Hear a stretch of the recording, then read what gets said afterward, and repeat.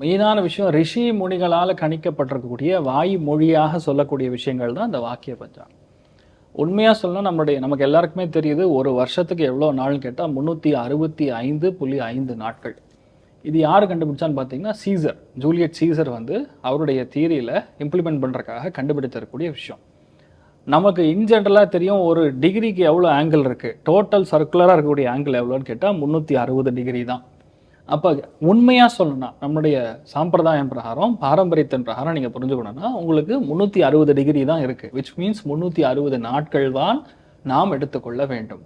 But தேச கால வர்த்தமானம்னு சொல்லுவோம்.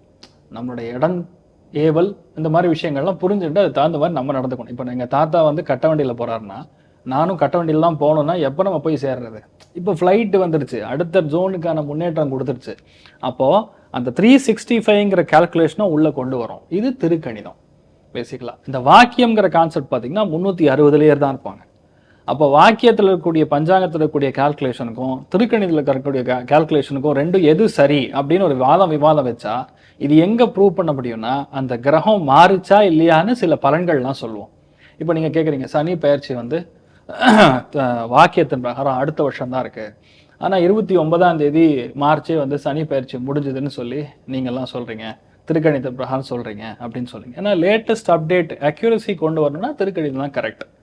இதோட இம்ப்ளிமெண்டேஷன் என்னன்னா சனி போய் உட்காந்துருக்கக்கூடிய இடத்துலேருந்து பார்வை பலத்தில் நீங்கள் செக் பண்ணிங்கன்னா நிறைய இடங்கள் அடிபடும். சனி பார்வை கொடியது, அது எப்பவுமே பிரச்சனை தான் பண்ணும்.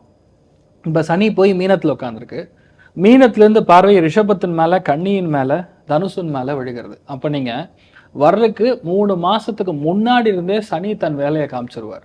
அப்படி நீங்கள் பார்க்கும்பொழுது ரிஷபம் அப்படிங்கிறது சுக்கிரனுடைய வீடு, பெண்கள் சார்ந்தது, உணவு சார்ந்தது, வரி சார்ந்தது. இப்போ லாஸ்ட்டு 4 monthsல எத்தனை கண்ட்ரிஸ் வரி போட்டிருக்காங்கன்னு சொல்லுங்களேன். எவ்வளோ அளவுக்கு வந்து மக்கள்கிட்ட இருந்து பணத்தை எடுக்கக்கூடிய நிலைமைகள்.